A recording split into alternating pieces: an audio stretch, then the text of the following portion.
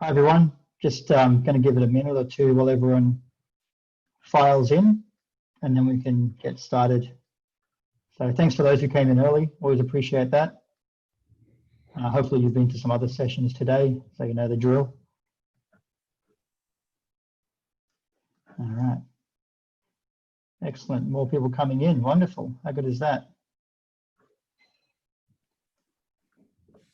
All right, we might start the intros while a few more people pile in.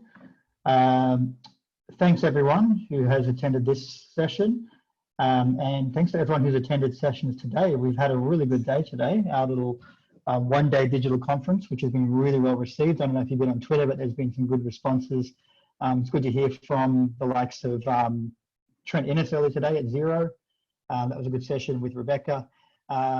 And if you're still interested in having a look at a few more, don't forget to pop into our landing page there and register for some other sessions today. Now, right now, I'm actually joined by Frank and Michael from Judo Bank. Really looking forward to hearing a bit more about these guys and their story. I had a bit of a chat with them beforehand, so I'm keen. So I might actually hand over to Frank now, and he can share his screen and we'll kick off. Great, thank you. Yes, I am here, sorry. All right, so I'll just wrangle with the tech for a sec. While you're doing that, Frank, there is a Q&A box as well for anyone who wants to ask questions along the way, and I highly recommend that because we've got Michael here who's going to be going through questions related to Judo Bank, so feel free to pop that question box up as well. Perfect. So thank you very much, and thanks everyone for tuning in. I think it goes without saying, and no doubt you've been hearing throughout the course of the day what an unprecedented time it is, and not just in an economic sense, but obviously the unique nature of what we're dealing with in a social context as well, which is like nothing we've ever seen before. And so we really appreciate the opportunity to come and talk to the accounting industry, which is, has always been really critical from a finance perspective, but probably now more than ever, the opportunity for our two industries to work together to help the small business sector out has probably never been more relevant. So really appreciate it. Judo Bank, for those who don't know, is a relatively new to market challenger bank that was designed and initiated to basically challenge the big four in the way that they go about supporting small business customers in their lending needs, with a premise, in a nutshell, to reintroduce common sense and the empowered, educated, competent relationship manager who's once again got the ability to sit down with your customers and the small business community at large to work through their funding requirements in a policy light, common sense manner. So we thought once this starts working, sorry, I'm just waiting for my screen to start. There we go.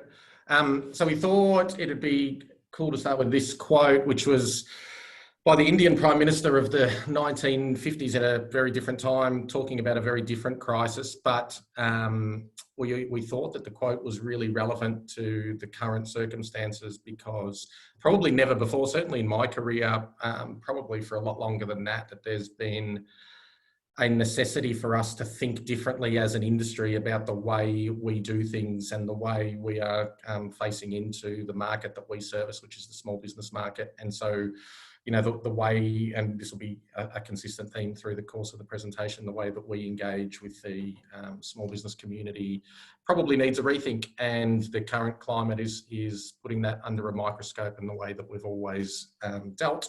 Probably needs some creative thought put to it because as we'll get into down the track, the analysis of historical financials when assessing a future lending requirement has probably never been less relevant. So we thought that was a cool quote to begin with. The key themes we'll be covering today. So I'll be running through the presentation. My name's Frank Versace. I look after the relationship business here in Victoria. The other face that you can see on your screen is Michael Borlase. Michael is one of the relationship bankers that we spoke about earlier, who'll be handling most of the questions, hopefully, that we get during the course of the presentation. So we wanted to talk about what role banks are playing in this crisis. We didn't want to spend a lot of time talking about the crisis itself. There's no doubt it probably needs no introduction. But we think the role of banks is a unique one, particularly in the response and relief effort, but also in providing the liquidity into the economy to allow us to get back to normal operating rhythm, whatever that normal operating rhythm looks like in the future.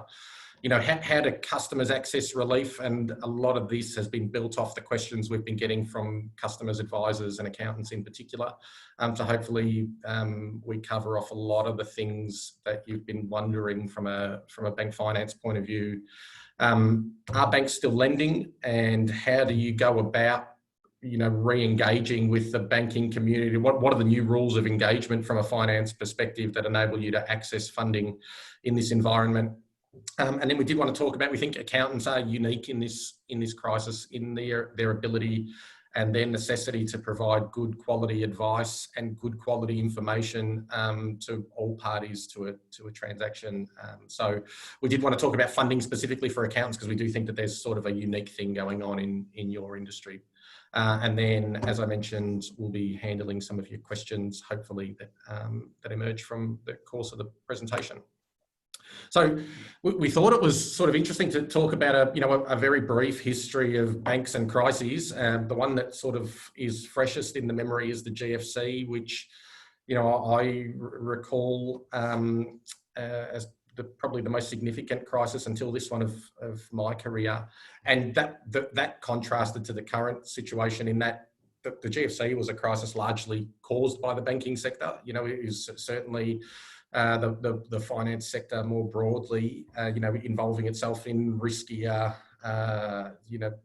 transactions and riskier activities than potentially what their risk appetites suggested they should. And in the end, if it wasn't for the taxpayers globally that bailed the finance sector out of that particular crisis, we probably wouldn't have a finance sector that looks like the one we've got today. And so what we think is that that taxpayer relief, which in Australia was in the form of government guarantees of deposits and that sort of thing. Elsewhere, it was bailouts and forced mergers and acquisitions. That came with a social license. The taxpayer that today needs our help, the small business owner that today needs the finance sector to stand behind them, is the very same taxpayer and small business person that stood behind us when we needed them. And we think that comes with a need for reciprocity. And we think that's an important light to shed on this crisis, because whilst this is a unique, in the sense, this is a unique situation in the sense that it's directly impacting small businesses, but we need to try and spread the pain as widely as possible. And all sectors of the economy and all sectors of society are potentially taking on positions they don't necessarily want to be in. And we should be no different to that as part of a coordinated community effort to try and get us through that. So we thought that was important to cover off, and it gives context to what we're going to talk about as we move on. So one of the most pressing questions, certainly, through a march that many of us will probably never forget, when we went from 0 to 100 in the context of the social distancing measures that were introduced to deal with the health aspects of the crisis, and immediately businesses that had no ability to see this coming were looking to all parts of their expense line, looking for whatever relief in an emergency sense that they could access. In a banking context, that took basically three forms. It was P&I relief, which is probably the most prominent one that we were involved in initially. Accessing additional working capital funding if that P&I relief was deemed insufficient, and I suppose a subcategory of accessing additional working capital relief was the government guaranteed 250 loans that got a lot of media attention, haven't necessarily translated that initial interest into lots of volume, because I think once the the details of, that government guarantee scheme were released in their full, whether that was the better solution for a customer versus, accessing traditional working capital against the working capital assets of the business is, certainly at Judo, a conversation we've delved quite deeply into with our customers. And so a lot of the question we get from accountants in particular, when trying to assess, what the relief effort is, how are you looking at these situations given the historical financials that usually underpin any sort of finance request from a bank have never been less relevant. Us looking at the 2019 financials and trying to establish a serviceability in that context is not necessarily particularly wise at the moment. And we're at the majors whose business models kind of rely on broad generalizations and box ticking exercises are not necessarily set up to be able to think their way through what the implications are for certain businesses.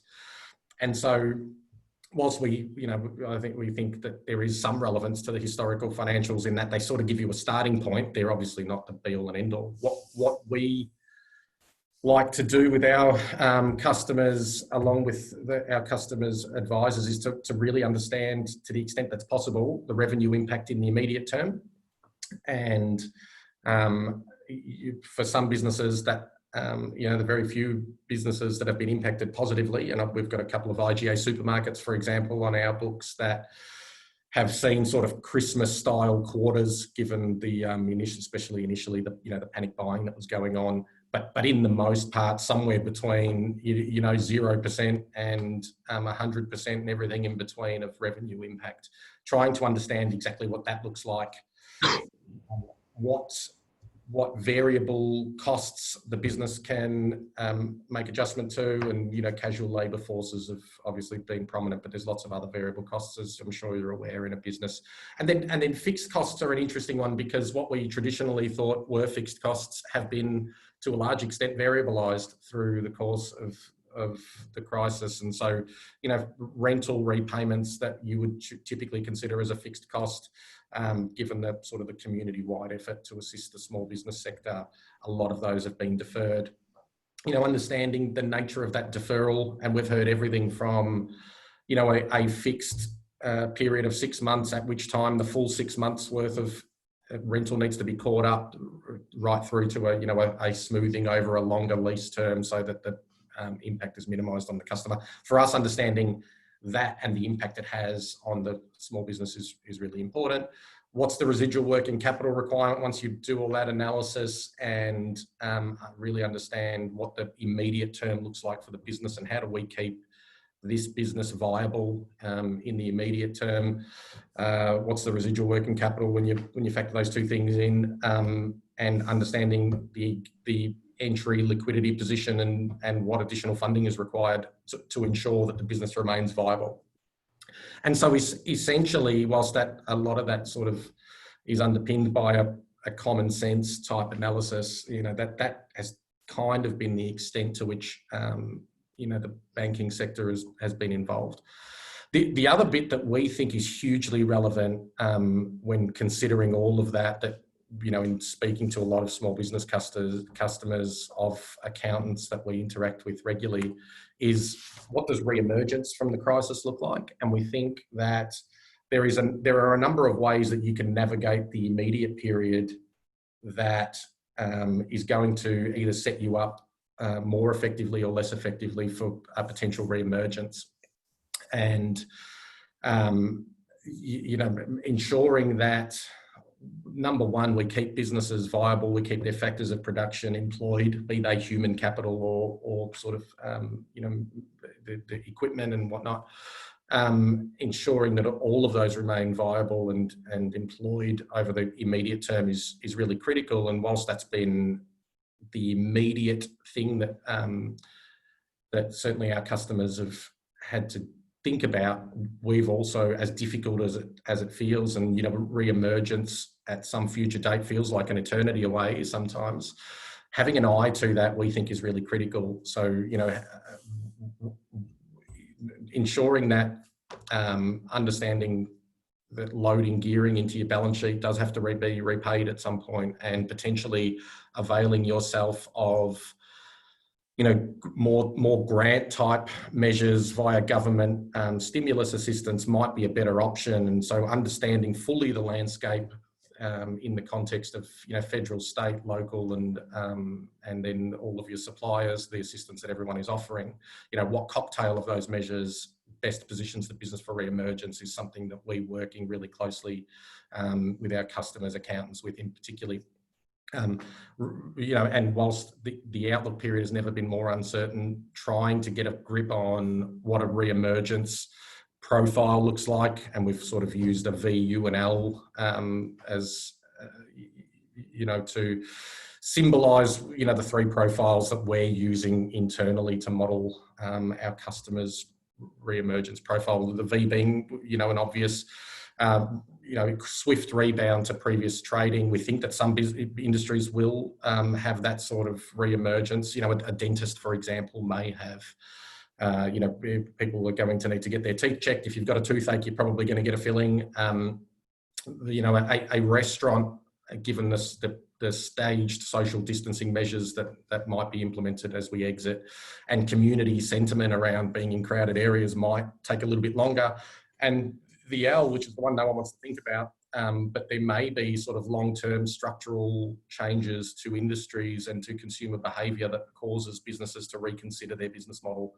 And so understanding what, you know, the likelihood is there, particularly as the forward outlook becomes less uncertain, is something we're working with our customers on. You know, businesses' susceptibility to the new normal.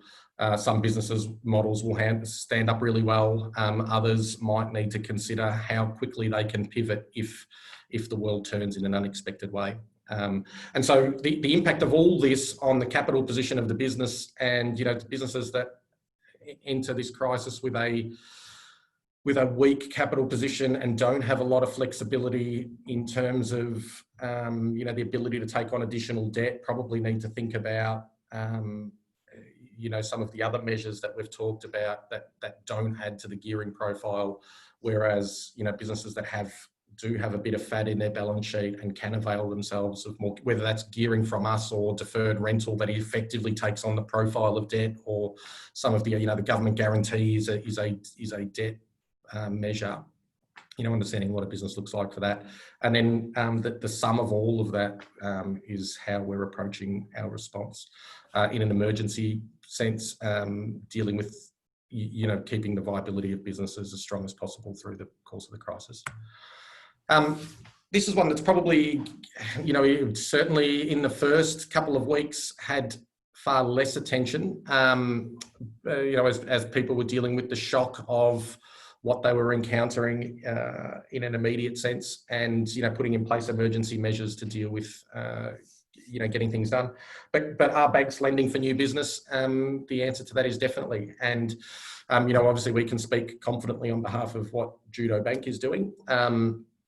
But we also think, drawing a thread back to the, you know, the social license that banks had as a result of banks have had always, given their importance to the economy, but, you know, in the context of previous crises, you know, us providing the lubricant that keeps the economy ticking along, we could fulfill our own prophecy by shutting down any future lending and any future ability for businesses to access the necessary capital that they need to continue to grow when that becomes possible.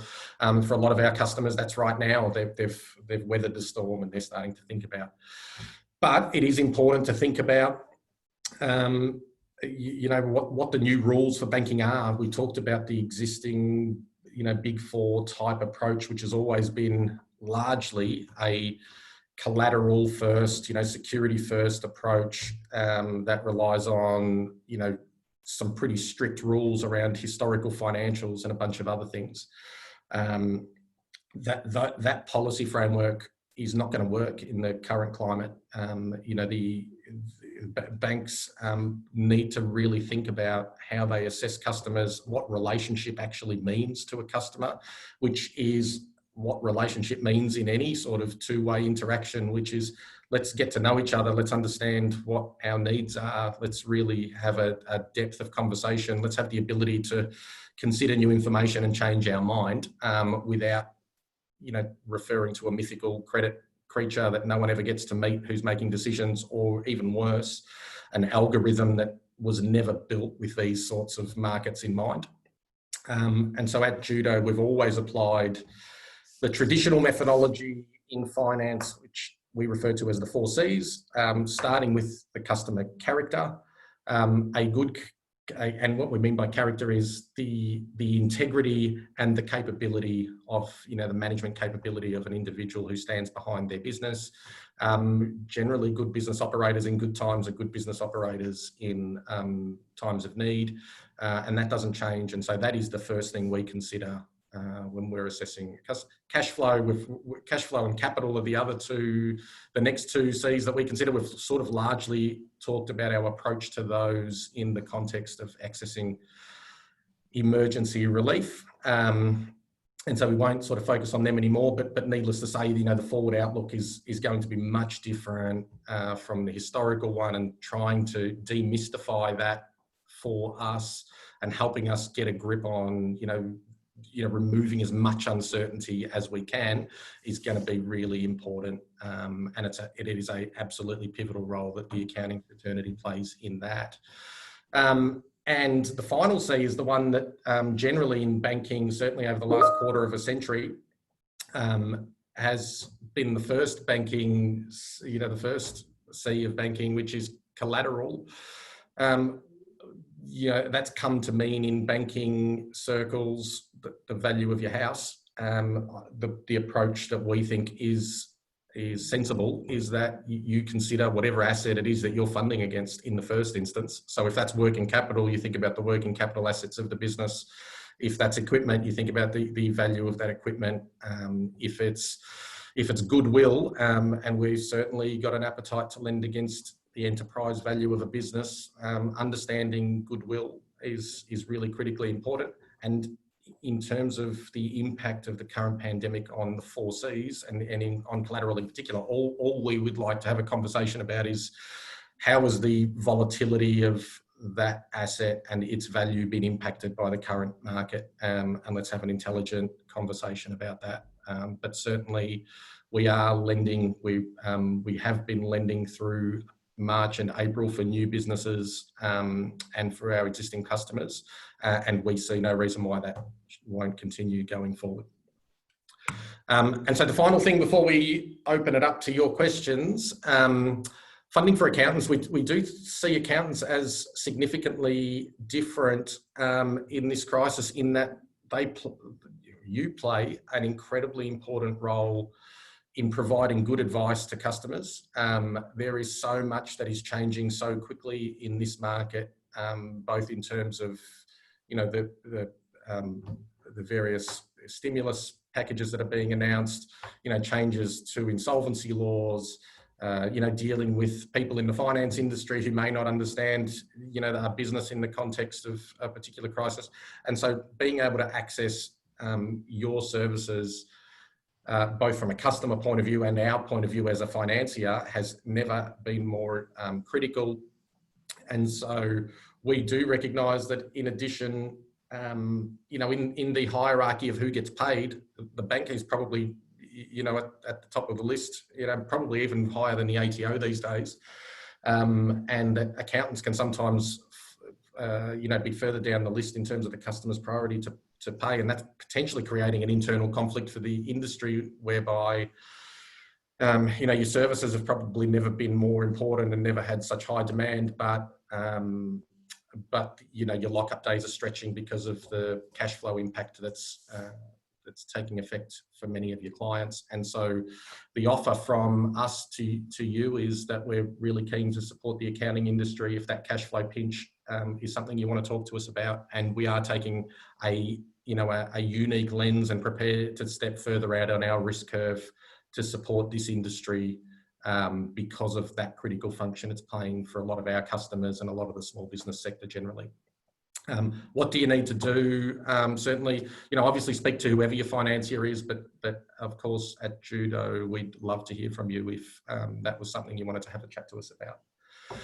So, we've covered a lot of ground in a relatively short amount of time, but Michael, I don't know if there's been any questions coming through the Q&A. No questions yet, but please fire away. Just while we're waiting, just being on the front line, I'll give an overview of what I'm seeing. I've got about 50 clients in my portfolio. I've had no requests for the government-backed 250,000 yet. I think people are, with the relief measures from the government and the like, and clients are starting to liquidate their balance sheets to meet the fixed costs. They're getting through. I think the requests for these sorts of facilities will come during the trade up, because people are liquidating stock and the like, and they're going to have to build that back up.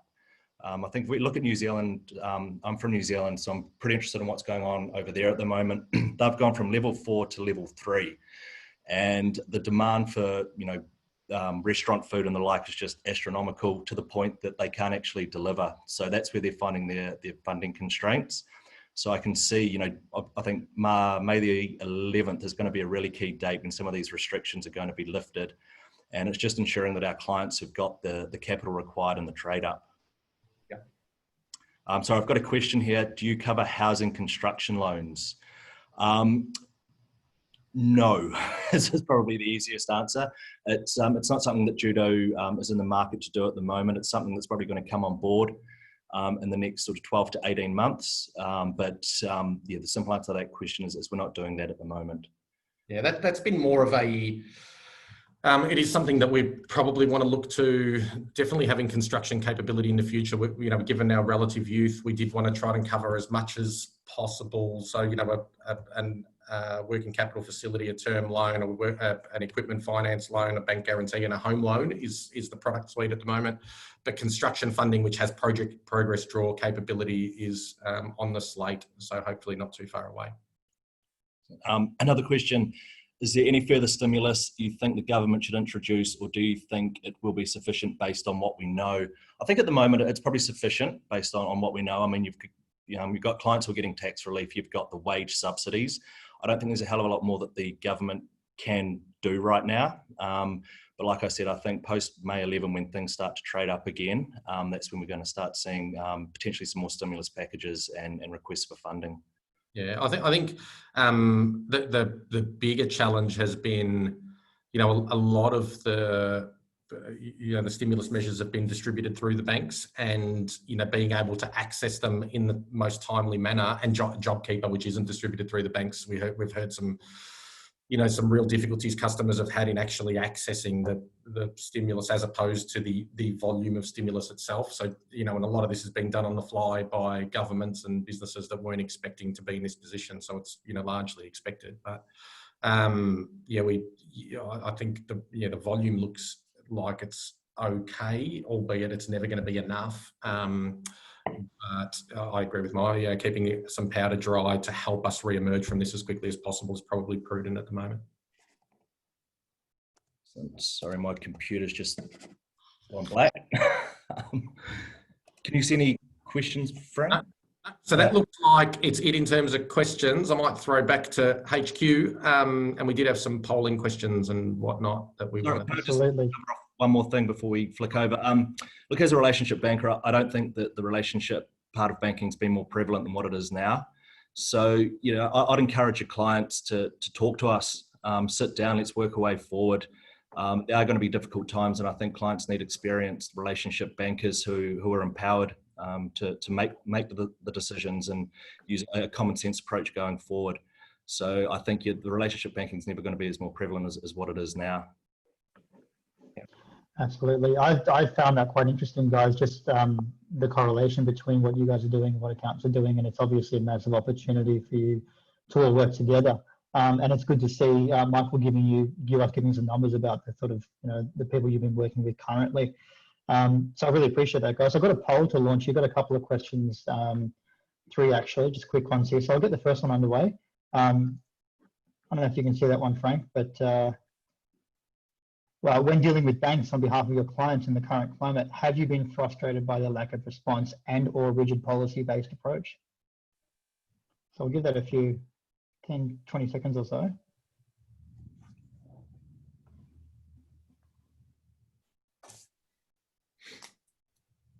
Good responses there coming through. All right, we might cap that one there. Did you guys want to share those results? Happy to share that one, yeah. Yeah, let's have a look at that one. We can. Should be able to share that one there, Frank. Yeah, absolutely. Yeah. Wonderful. I'll get on to the next one for you here. So this is a relationship with bank. Do you feel you have a relationship with a bank which enables an open conversation on behalf of your customer?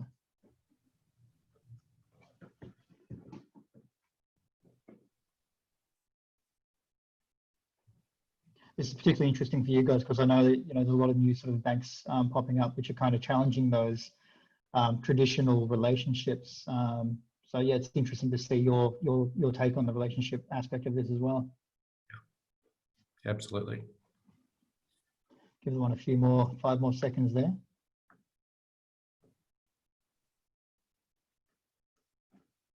Would you like to share that one too? Sure. Why not, huh? So it looks like we've got about 63% yes, but yeah, it's a bit of a almost a split down the middle there. Yeah. Last one for you. This one's good actually because I think you guys have done such great work already. Would you like a Judo team member to reach out to you directly?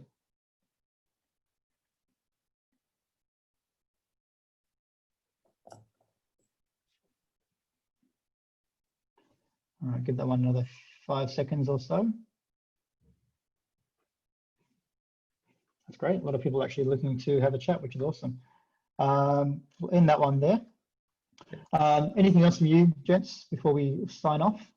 No, I suppose just really appreciate the opportunity. I think to reiterate some of the points around relationship, I think we used to have these two industries used to work hand in glove, and we've kind of we've kind of gone our own path over and really disassociated ourselves, not just from the accounting industry, but from the community more generally, and that's come out in Royal Commission and Judo's philosophy is we want to re-engage. We want to not just specifically with the accounting industry because we see it as such a critical partner for us in supporting the small business community. So to the extent that we can do that and re-establish some trust, we'd be really keen to do it. And look, I'll finish off by saying I'd love the opportunity to have a chat with accountants about the way forward. I mean, we are a young bank, we are nimble and we are very flexible, and it's going to be a whole new world going forward and things are going to change. So, I think, getting that close relationship back between banks and accountants, it's going to be more important than ever going forward. So, more than happy to reach out, have a chat, discuss clients, and how we can potentially help them and help you as an industry as well. Wonderful. As I mentioned, like the correlation is really strong there, and it makes sense completely what you say there, Michael. And that's why we're so proud to partner with you guys as well. We're looking forward to offering sort of hand-in-hand support going on from now. Especially during this time, it makes sense to to have these conversations now. But even as we sort of get back to normality, it'd be really good to see to continue that relationship. So really happy to have you guys working with us. We appreciate it. Fantastic. Thank you. Thanks very much.